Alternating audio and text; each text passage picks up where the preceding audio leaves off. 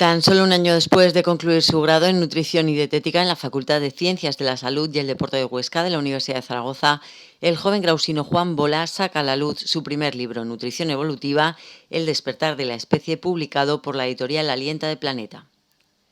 Nutrición Evolutiva propone recuperar los hábitos ancestrales que siempre han beneficiado al organismo y denuncia la injusta demonización de alimentos como la carne roja o la sal en una apuesta valiente de Juan Bola por la vuelta a los orígenes que ya avalan en las redes sociales sus más de 120.000 seguidores y que ahora plasma en esta publicación. Con el propio Juan Bola hemos hablado en nuestros estudios sobre Nutrición Evolutiva, el despertar de la especie, una publicación que pueden adquirir desde hace varios días ya en Amazon. Bueno, es un libro que realmente está escrito para todo el mundo. Lo que pasa es que he querido poner muchas referencias científicas porque al final cuando hablas de nutrición y de salud creo que está bien que haya un respaldo detrás, y el libro cuenta con más de 300 referencias bibliográficas, que es un número bastante elevado. Entonces, bueno, yo hice actividad física y deportiva, que es un grado superior, y con eso pude entrar en la Universidad de Zaragoza y estudié nutrición humana y dietética, que es la carrera que hay que hacer para hablar de nutrición. Y bueno, como tú bien dices, he estado haciendo varios cursos de nutrición, también de clínica, y bueno, pues siempre me ha gustado mucho la divulgación. Desde que estaba en tercero de carrera ya divulgaba. Cuando acabé la carrera ya éramos 50.000 personas, y ahora actualmente estamos en 120 aproximadamente, o sea que eso no para y sigue creciendo, y es mi forma de expresar. ¿Eso te refieres a mis redes sociales? A tus redes sociales. Yo principalmente estoy en Instagram y bueno, al final es como donde yo expongo todo lo que aprendo, todo lo que sé, y bueno, y lo que he hecho es este libro como recopilando todo y poniendo mucha más información, por supuesto. Eso te iba a decir, yo creo que es un paso más allá de Sí. esas, ¿no? Sí. Más científico, ese punto que te digo, sí que yo creo que el libro puede tiene ser. otro, ¿no? Otro enfoque más científico, Sí. más... Bueno, también las redes sociales son un punto más cercano, más social, ¿no? Sí. Que no le puedes poner según qué términos o... Sí, haces un vídeo y hablas de un tema muy concreto, que se quedan por hablar muchísimas cosas. Entonces, bueno, aquí está todo plasmado, todo justificado, y es como mi filosofía nutricional, que es un poco, pues eso, nutrición evolutiva, volver un poco a los orígenes. Sí, eso además siempre me acuerdo, ¿no? De Somos Cazadores-Recolectores, que me dijiste aquella vez, que yo creo que eso resume muy bien lo que somos lo que comemos. Entonces, si somos cazadores-recolectores, ¿cómo enlazamos esto? Yendo al origen, como es. Sí, el problema es que las pautas alimentarias se basan generalmente en intereses industriales y no en lo que es la fisiología y genética del ser humano. Nosotros somos Homo sapiens. Tenemos entre 300.000 y 600.000 años que sepamos, eso es muchísimo tiempo, y seguimos siendo los mismos genética y fisiológicamente. Bueno, genética quizá un poco más reciente, porque se habla de que el genoma humano está fijado hace 40.000 años, pero claro, 40.000 años es muchísimo tiempo, y seguimos siendo los mismos. Entonces realmente deberíamos de darle al organismo, si hablamos de nutrición, también de otra serie de hábitos, pues, por ejemplo el sedentarismo pues también es un problema muy serio. Pero bueno, si hablamos de alimentación, pues deberíamos de comportarnos de una manera muy similar. Entonces, nutrición evolutiva habla de eso, de volver un poco al origen y de cómo deberíamos de hacerlo, y sobre todo la justificación de los porqués, ¿no? Hablar de la fisiología, de la genética, para entender por qué hay ciertos alimentos que nos vienen mejor que otros.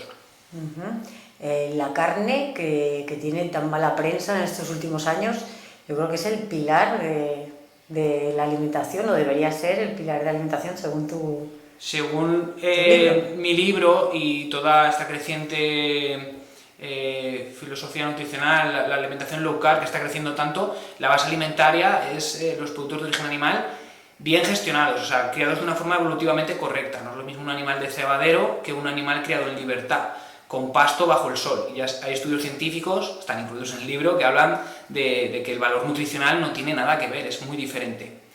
Entonces, la carne está muy satanizada y injustamente, porque todos los estudios científicos que hablan de que la carne es mala son estudios epidemiológicos, que si quieres podemos hablar luego de lo que son, y al final no hay ningún estudio científico bien gestionado con relevancia clínica que diga que la carne es mala. Pues háblame de esos estudios, claro. Es que lo de los estudios epidemiológicos es muy curioso. Y bueno, realmente la gente no llega a entender, ¿no? Nosotros vemos muchos titulares que dicen, por ejemplo, el café protege del cáncer, un estudio a... Claro, pero tenemos que saber qué estudios son mejores o peores para validar una información. Entonces, por ejemplo, si yo te pregunto a ti y te digo, Elena, a ver, ¿cuántos cafés tomas al día? Tú me puedes decir 2. Vale, perfecto. ¿Y hace? Cero. Tú tomas 0, ¿no? Mejor, porque el café no es nada saludable. No realmente. me gusta. Vale, pues le vamos a preguntar a Pepe mejor. Sí, mejor. Pepe, ¿cuántos cafés tomas? Y me dirá, bueno, pues yo tomo 2 al día. Vale, y yo le pregunto, ¿y hace 10 años tomabas 2 cafés? Sí, tomaba 2 cafés, creo recordar, sí. Y a los 5 años le vuelvo a llamar y le digo, Pepe, ¿tú has seguido tomando café? Sí, sigo tomando mis 2 tacitas. ¿Y has tenido cáncer? No. Pues ya está, ya tenemos ahí el titular. El café protege del cáncer. Un estudio durante 15 años, claro, tú puedes llamar a un montón de gente, son estudios muy manipulables, porque si tú al final sabes, es un ejemplo, no lo sé, pero que en Madrid hay más cáncer, pues yo sé que a Madrid no voy a llamar para hacer esta encuesta, voy a llamar, por ejemplo, a Galicia, que sé que hay menos incidencia. Si sé que toman mejor café en tal región, pues igual eso también es importante, ¿no? Si tomas café que sea de mucha calidad, a lo mejor no tomarlo. Pero bueno, es un ejemplo de que son estudios muy manipulables y que luego hay muchos sesgos bueno, cuando a alguien le preguntan, yo siempre quiero decir lo mejor, yo soy lo más saludable, lo que muchas veces no se dice la verdad. Y luego pues está el tema de eso, de que son estudios que realmente no tienen evidencia clínica detrás.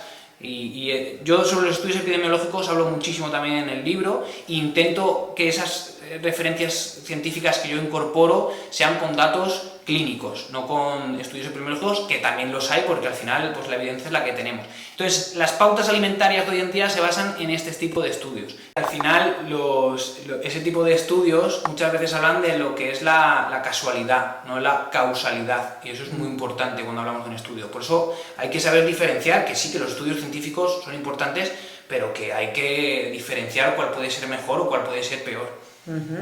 Porque al final decimos que la carne está en la base, que vale ya de demonizarla, ¿La carne de calidad? La carne de calidad, pero ¿qué es lo que tendríamos que comer? ¿No solo carne o sí? Claro, sería la base alimentaria. En uno de los capítulos hablo precisamente de cuál sería la pirámide nutricional de nutrición evolutiva. Que la base alimentaria serían los productos de origen animal terrestres, podemos decir. El siguiente serían los acuáticos. Me meto un poquito también con ello, porque al final el mar se ha convertido en el vertedero del ser humano y cada vez hay más estudios científicos que hablan de que la fauna marina está muy comprometida, que tiene mucha carga tóxica. Por ejemplo, el atún tiene muchos metales pesados, mucho mercurio, ya no se recomiendan embarazadas ni en niños de hasta los 2 años. ¿Por qué? Porque puede lastrar el desarrollo del bebé. Y bueno, pues al final están ahí en un término medio. Sí que es verdad que hay ciertos pescados que tienen menos carga tóxica, que lo explico en el libro, cuáles son y por qué. Y luego ya vendrían pues las grasas saludables, como el aceite de oliva, las aceitunas, los frutos secos. Luego vendrían los vegetales, donde también se incorporan los tubérculos y raíces, que de ahí es donde se adquieren los hidratos de carbono en este tipo de alimentación. Y luego la fruta en el pico de la pirámide. Yo, por ejemplo, hace muy poco tuve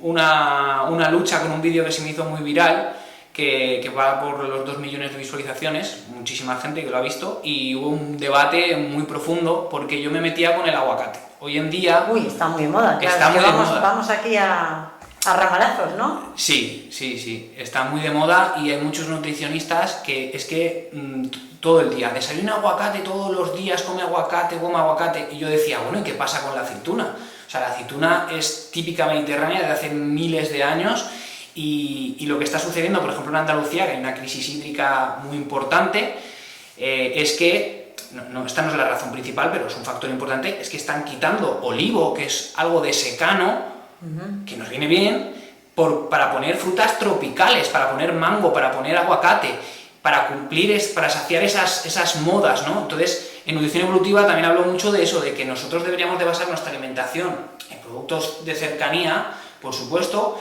pero también ese chip de qué sería lo mejor para la zona en la que estoy. Claro. Y sobre todo en la disponibilidad de alimentos por estaciones. No tienes que comer lo mismo en Jerez que en el Polo Norte si es un esquimal, está claro. Ya por una cuestión climática, ¿no?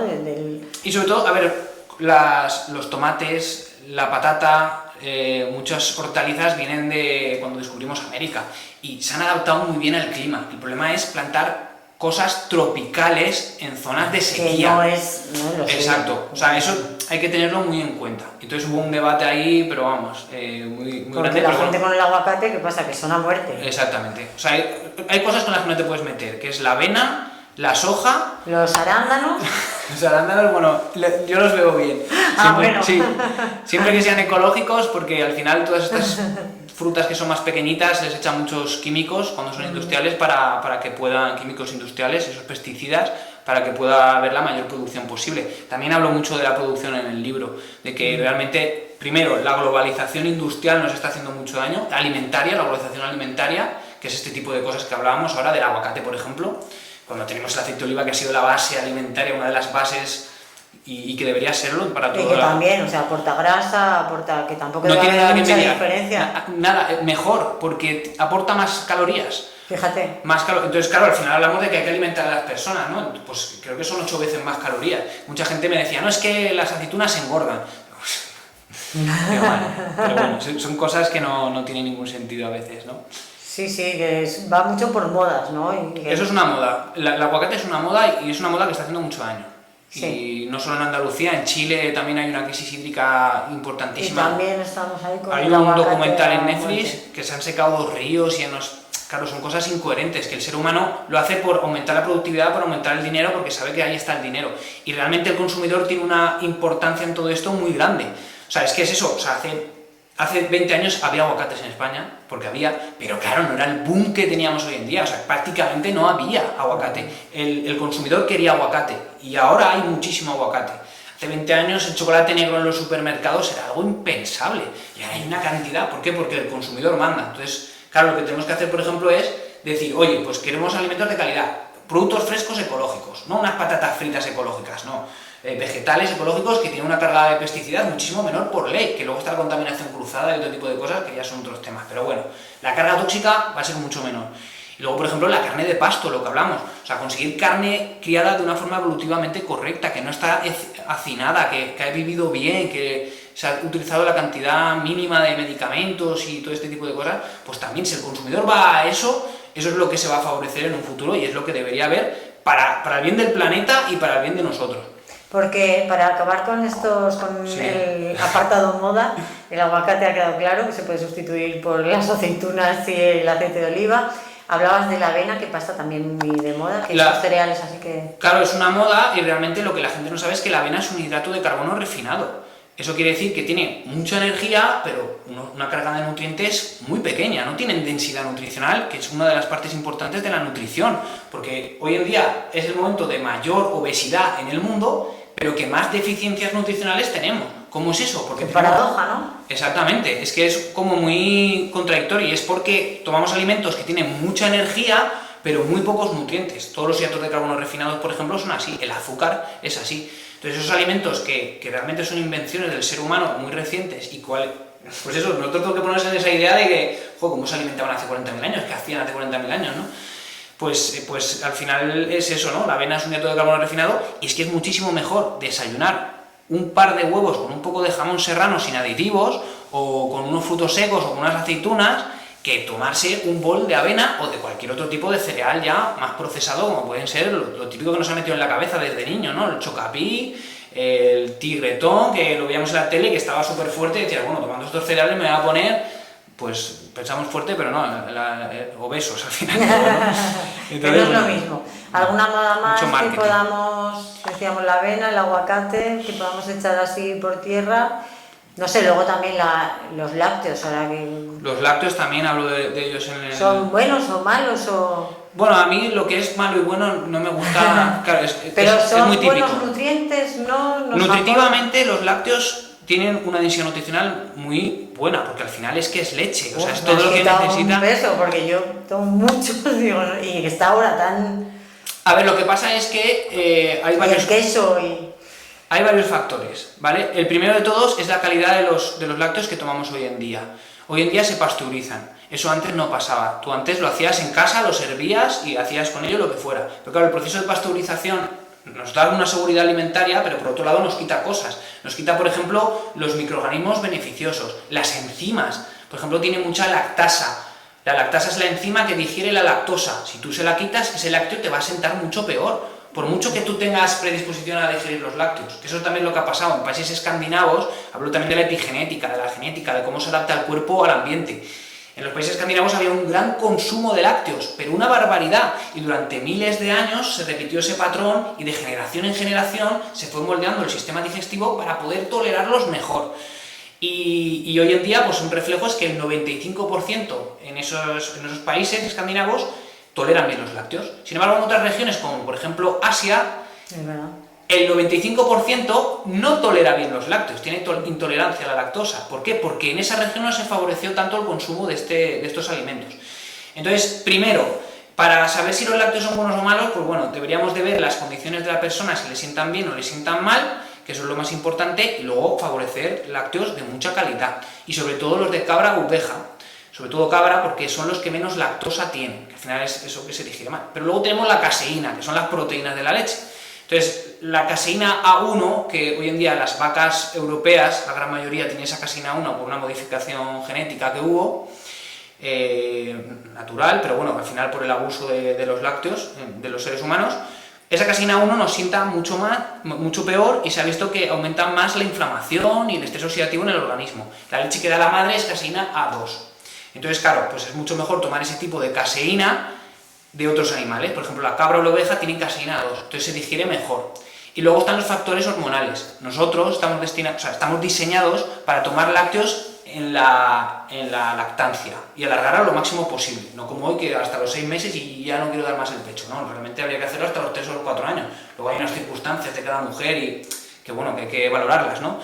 Pero bueno, una vez que dejamos de tomar lácteos, el ser humano no necesitaría ningún tipo de lácteo para conseguir la cantidad de calcio necesaria, ¿vale? Entonces, ¿por dónde iba a ir esto? Si era bueno o malo. Vale. Entonces, los factores hormonales, sí. Los factores hormonales van de que al final la leche de la vaca va para un ternero que va a pesar 600 kilos, no para un ser humano que ya pesa 70 kilos. Entonces hay una serie de factores hormonales de crecimiento que se han vinculado con el cáncer. El abuso de los lácteos puede aumentar el riesgo de cáncer, y se ha visto. Y también se han vinculado incluso con la osteoporosis en algunos estudios. Me parece raro, ¿no? Porque lleva calcio. Claro, pero al final hay ciertos mecanismos que pueden llevar a que ese calcio pues, no sea bien utilizado, porque no es un calcio al que estamos acostumbrados, entre comillas, ¿vale? O sea, es mucho mejor conseguir el calcio de alimentos como el pescado, comernos el espeto de sardina, que va la espina, comernos el caldo de huesos, a eso estamos súper acostumbrados. El caldo de huesos es un alimento que se está olvidando, que es otro de lo que podemos hablar, cantidad de alimentos que se están olvidando, y es mucho mejor conseguir el calcio de, por ejemplo, esos dos alimentos que de los lácteos. Pero vamos, ese es un tema que es muy controvertido y habría es que hay muchos peros, como hemos visto, hay mucho pero. Pero en la base, yendo un poco a la esencia que es... Lo que es nutrición evolutiva no incluye los lácteos. No los incluye. No los pues incluye es que porque... no lo has dicho, en esa pirámide la fruta justo no. Y los lácteos nada, digo... No está porque al final es lo que hablamos, podemos conseguir los nutrientes que nos aportan los lácteos de alimentos mucho más inocuos. Entonces las caseínas, la lactosa realmente puede generar problemas digestivos y todo lo que hablamos que no nos interesa. El IGF bovino, que es esa hormona que puede aumentar el riesgo de cáncer, pues si tengo otros alimentos que me van a aportar eso de una manera más inocua, pues es mejor favorecer eso. Y además si nos fijamos en nuestra genética y fisiología, los lácteos, el abuso de los lácteos por parte del ser humano viene de hace relativamente poco, teniendo en cuenta los millones de años de evolución del género Homo. Bueno, no te lo voy a tener en cuenta esto de los lácteos. No lo puedes poner si quieres. Es que es un tema muy controvertido. Sí, porque hay gente que los tenemos muy integrados en la dieta y es difícil, porque al final yo creo que también hay que guiarse un poco, aparte de que los parámetros estén ahí, de que es importante por lo que a cada uno le sienta bien, ¿o no? Sí, yo creo que escuchar al cuerpo No sé es si importantísimo. Yo en mis planes de nutrición incluyo los lácteos. Que supongo que si le haces a alguien un plan también verás, ¿no? Hay que adaptarse a esa persona. Que cada uno tiene que... Yo, por ejemplo, la leche, no. La leche seguro que no. Sí que es verdad que el queso lo veo bien. Y si te sienta bien el yogur, comer de vez en cuando yogur, bien. La cosa es que hoy en día tenemos esa idea errónea de que hay que comer 3 raciones de lácteos al día, que hay anuncios en televisión que lo dicen, 2, 3 raciones. ¿Por qué? Porque hay una industria detrás que quiere vender lácteos, pero realmente no necesitamos los lácteos. Entonces hay que saber también que luego hay muchas personas que acostumbran, o sea, que se acostumbran a ciertos...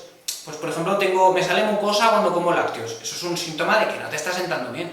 Lo normalizas. Y tú vives con eso y dices, bueno, pues no sé por qué será. O un poco de distensión abdominal, o de vez en cuando alguna diarrea, o cosas así que no las vinculamos con el consumo de ciertos alimentos que nos están haciendo daño, pero como lo tenemos ahí integrado, pues lo seguimos tomando. Lo normalizamos. Bueno, claro, si te sienta todo bien, pues claro. Si tú tienes una buena tolerancia, claro, yo no voy a ir ahora a un nórdico o a una persona que le sienta bien y decirle... Claro. Pero una cosa es... Debo tener antecedentes yo suecos, ¿sabes? A mí me pasa. Genética, sí.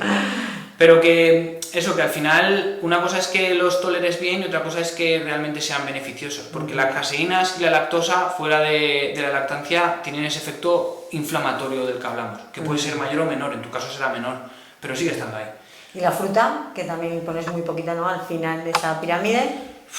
¿Por qué? También vamos a tenerla, también vamos a tenerla con la fruta. A ver, el otro día ponía yo un reportaje, un estudio que hablaba de unas uvas con sabor a algodón dulce. No sé si las has visto en los supermercados. No. Pues es una uva que no tiene pepitas, de piel muy crujiente y bueno, es algo que es relativamente muy reciente en nuestros mercados. Pero eso que está modificado ahí... Ahí decía, se trata simplemente de 2 cruces de uvas, 100.000 pruebas y 15 años de investigación.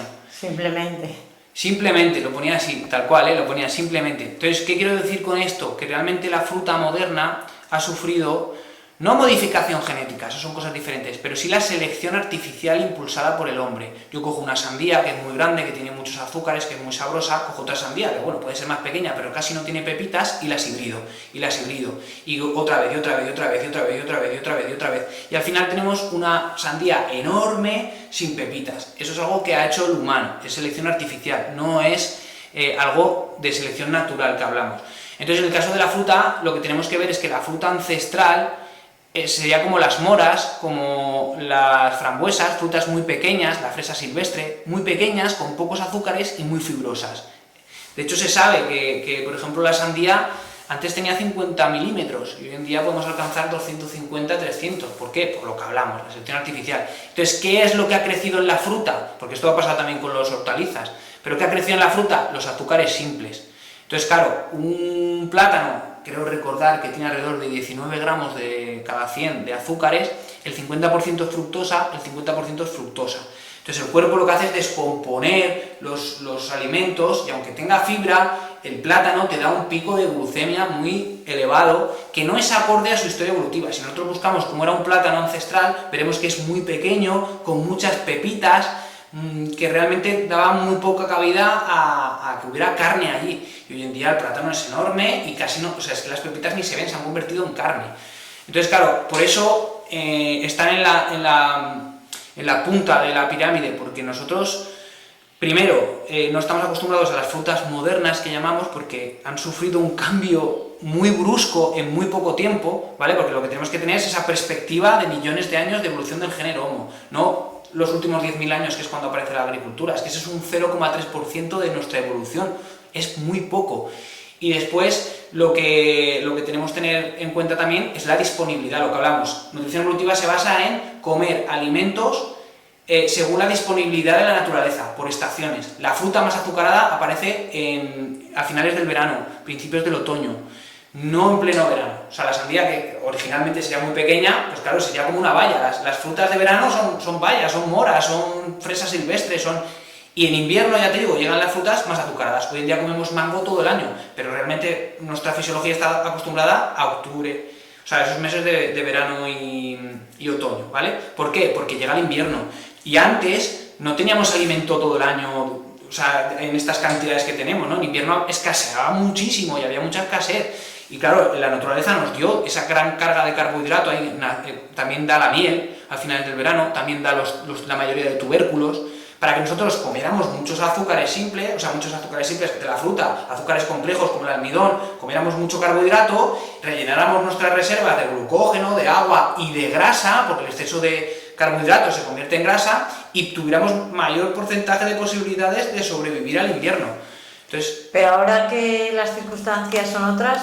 Pues la idea es esa, o sea, ahí está la idea de nutrición evolutiva, es decir, ahora cuando llega... Aunque tengamos disponibilidad de todo, no tocarlo... Claro, no es no tocarlo, es priorizar. O sea, durante el otoño yo tomo más carbohidrato, durante el invierno yo tomo más tubérculo y cereal, ¿vale? El trigo sarraceno podría ser un buen cereal, sobre todo en un pan de masa madre y tal, ¿vale? Alimentación low carb, pero dentro de una low carb, no me hincho a comer carbohidratos. Y luego durante el verano, que realmente en la primavera la sangre altera, los animales proliferan, los animales salen de las hibernaciones, hay más huevos, pues vamos a favorecer todo ese tipo de alimentos y hacer un poco más baja en carbohidratos, siempre dentro de mantener la glucemia estable, que es una de las claves de la salud, la glucemia, por lo que hacían nuestros ancestros no tenían esa fruta, o sea, es que yo lo decía el otro día en unos datos, un cazador-recolector se estima que consumía 1 a 2 kilos de miel al año, de miel, porque la fruta que encontraba era muy fibrosa y prácticamente no aportaba casi azúcares. Hoy en día estamos tomando entre 70 y 100 kilos de azúcar al año. Es que es una barbaridad, y son por cosas como estas. Entonces realmente se trata de adaptarnos a lo que hacían antes, pero a tiempos modernos. Entonces consumamos frutas cuando hay que consumirlas, pero en verano puedes consumir lo que quieras, comerte unas cerezas ahora, lo que sea, del vecino, qué tal, esto no es restrictivo, pero la mayor parte de tu tiempo en el verano, pues deberías de ser más bajo en carbohidratos porque el cuerpo lo necesita. Tampoco necesitamos grasa porque hace calor, no es como el invierno que te decía, pues necesitamos esa grasa para poder sobrevivir y para tener menos frío y tal. Hoy en día, pues eso, se trata de adaptarnos un poco a los tiempos modernos, pero realmente comportándonos como cazadores-recolectores. Encontrar ahí un equilibrio entre... Sí, sin duda. Y hablo del tema alimentario, pero luego podríamos hablar de otro tipo de hábitos. De hecho, tenía un 5.º capítulo en este libro, pero ya ha quedado bastante largo, que no me dejaron incluir, que era hábitos ancestrales. Por ejemplo, el contacto con la tierra, el caminar descalzo por el pasto. O sea, el sol da electrones al suelo, tú pisas y absorbes esos electrones por la suela, por el pie, ¿vale? Descalzo, en contacto directo. Esos electrones son la mayor fuente de antioxidantes que tenemos, porque al final un radical libre, pues eso, pierde un electrón, tal, y para estabilizarse los antioxidantes le dan esos electrones. Entonces, caminar descalzo, y hay muchos estudios científicos que lo avalan, que incluso metaanálisis, que son estudios, hablan del poder antiinflamatorio que tiene caminar media horita por el pasto, que es lo que llevamos haciendo. Claro, sí, lo que pasa es que, mira, nosotros no lo tenemos difícil, pero la gente que está en las ciudades, por ejemplo... Ahora hay un movimiento, pues se van a los parques, se van a sitios así, pero claro, es que, o sea, el andar todo el día con zapatillas no es algo de nuestra... O sea, es que se nos olvida que somos animales muchas veces y que necesitamos ese tipo de cosas para tener salud, o el contacto con el sol, que también está muy satanizado, también hablo, de eso sí que hablo, porque al final el sol nos nutre. Claro. El sol nos y nutre. hace que asimilemos también, ¿no? Que ciertos alimentos... Sí, nos ayuda a mejorar la absorción y digerir ciertos alimentos, y luego el tema de la microbiota también, luego el tema también de los ritmos circadianos. Hoy en día estamos totalmente descontrolados. Sí. Nosotros estamos acostumbrados a... Ya nos falta la hora esa que nos suben y nos bajan ya para acabarnos de... Sí. ¿Sí o no? De probar. Que yo estoy un mes ya que no sabes dónde... Pero porque, claro, estamos aquí encerrados con luz artificial, el cuerpo no sabe cuándo es de día, cuándo es de noche, entonces el sol tiene esa función que la Te tiene empieza a desde dormir siempre. mal, entonces ya... Claro. Eso podríamos hablar también de la luz artificial, que también era otra de las cosas, que era no exponerse mucho porque realmente pues no nos viene bien. Pero esto también está incluido ahí. No, eso me lo por quitaron. eso te voy a decir. Entonces, Solo alimentación. Que tienes ahí material para otro libro. Sí, ¿Estás sí. ya con otro? No, ahora estoy con varios proyectos. Porque ¿cuánto tiempo te ha costado acabar este? Un año. Un año. Un año, pero 6 meses que estaba ahí cuando podía, y los últimos 6 meses muy a tope. Ahí focalizado. Sí, en plan loco, yo en mi casa, 10 horas al día sentado en el ordenador, toda la casa llena de post-it, con la pizarra llena de escritos, o sea, muy... Porque esto, la editorial es... Alienta, el grupo Planeta. Alienta el grupo Planeta. Sí. Fuiste tú con el libro y les Sí, la se lo propuesta. presenté, les gustó, tal, y llegamos a un acuerdo, y bueno, pues ellos me han ayudado bastante, y han estado, la verdad que han sido un gran apoyo. Para ser mi primer libro yo quería hacerlo con una editorial porque bueno, al final te da te quita mucha faena y te quita faena, pero bueno, para que te lo cojan también tienes que ir tú con algo serio, ¿no? Sí. Que eso ya dice mucho, porque editar es muy fácil, todo el mundo puede... Sí. Pero que una editorial crea en ti con un primer libro, bueno, te avalaba esos miles de seguidores, eso millones, también cuenta. Eso es importante, ¿no? También, que... Eso al final pues que supongo es gracias a ellos, yo creo que también, ¿no? Que... Si te aseguras unas ventas, pues claro, al final esto es un negocio como cualquier otro. Claro. Pero vamos, yo les presenté el libro ya acabado y ellos fueron los que me dijeron que sí, que les gustaba y bueno. Y la verdad que de momento pues yo no sé cómo van las ventas porque eso lo llevan todo, pero la gente se está volcando y bueno, hemos estado en los libros más vendidos de Amazon. Ahora mismo somos el primero en historia antigua y hemos sido los primeros también en nutrición y en otros sectores más concretos, pero vamos, de los más vendidos hemos estado de hecho la primera preventa estuvimos en el top 20, no, en el top 50, en el top 50, y ahora estamos ahí cerca del 100 y a ver si empezamos a meternos en el top 100 otra vez y mantenernos ahí un tiempo. Porque yo creo que has sido valiente, ¿no? Porque me decías que algunos de los temas que tratas... También por eso... Yo creo que es la clave, ¿no? Creer en lo que haces y lanzarte... No esperar algo así suave para que caiga bien, no. Ahí te lo has jugado y yo creo que eso gusta también ir... Con todo, hay que ir con todo. Hay que ir con todo. Esa es la expresión. O sea, yo realmente en la universidad he aprendido muchas cosas, pero creo que son muy dogmáticos y al final es lo que hablamos, hay muchísimos intereses detrás de la nutrición. Empresariales, y tú ahí siempre te has desmarcado mucho con... Porque he intentado guiarme por lo que realmente considero que debería ser la alimentación, que es nuestra fisiología y genética. O sea, a mí de eso no me han enseñado casi nada en la universidad, lo justo para saber rutas metabólicas y tal. Vale, pero ¿qué es lo que realmente necesitaríamos teniendo en cuenta nuestras circunstancias, ¿no? Y eso es algo que he aprendido yo estudiando de estudios científicos, de libros científicos, de todo, ¿no? Y lo que hace la gente es quedarse con el dogma y no reflexionar, no decir, oye, ¿por qué no voy a preguntarme ciertas cosas? No sé, a mí hay muchas cosas que me chirrían, por ejemplo, que la pirámide nutricional allá en la punta, ultraprocesados, pues es que no me cabe en la cabeza, eso no puede ser normal, eso no es... Entonces son ciertas cosas que te tienes que ir preguntando y bueno, pues al final toda mi investigación de 5 años, de 4 de carrera y 1 año fuera de la carrera y haciendo cursos y tal, pues me ha llevado a hacer este libro con lo que yo considero que es la nutrición óptima para el ser humano. Una nutrición que, como decimos, no se puede desvincular de otros aspectos como el ejercicio físico, que además por supuesto. Ahí es donde empezó tu formación, ¿no? Empezaste... Sí. Que yo creo que va todo unido, porque también alguien que hace más ejercicio físico o menos necesita unas cosas u otras, que al final todo eso hay que adaptarlo a cada persona, que puede hacer también el ejercicio en la medida de sus posibilidades, ¿no? Más mayores... Todo el mundo, o sea, yo siempre lo digo, lo de los 10.000 pasos, que antes eran 15.000, ahora son 10.000 y lo irán bajando para que seamos más sedentarios y no nos sintamos mal, pero lo de los 10.000 pasos, claro, es algo normal, o sea, eso no cuenta como actividad física. La actividad física es irte a un gimnasio y entrenar pesas, porque somos animales, estamos diseñados para hacer ejercicios de fuerza. Es irte a la montaña y pegarte una caminata de todo el día caminando con la naturaleza, que cada vez se sabe más que el contacto con la naturaleza es esencial para la salud. Es irte a correr 2-3 veces por semana, eso es actividad física, el resto es lo normal en un animal, en un Homo sapiens. Entonces, claro, yo creo que están normalizando mucho el sedentarismo y, como tú bien dices, no solo la alimentación es un pilar, es algo más, es algo muy importante en nuestro ambiente, pero realmente el ambiente es todo, es la actividad física, es la contaminación, es el consumo de tóxicos, lo que hablamos, cuanto menos tóxicos te expongas, mejor. O sea, al final vivimos en un mundo tóxico, pues cuanto menos te expongas, mejor. Es el contacto con la naturaleza, es beber un agua de calidad, todo ese tipo de cosas son súper importantes. Entonces, y el resumen, porque comemos mejor, ¿no? Ser más felices. El resumen.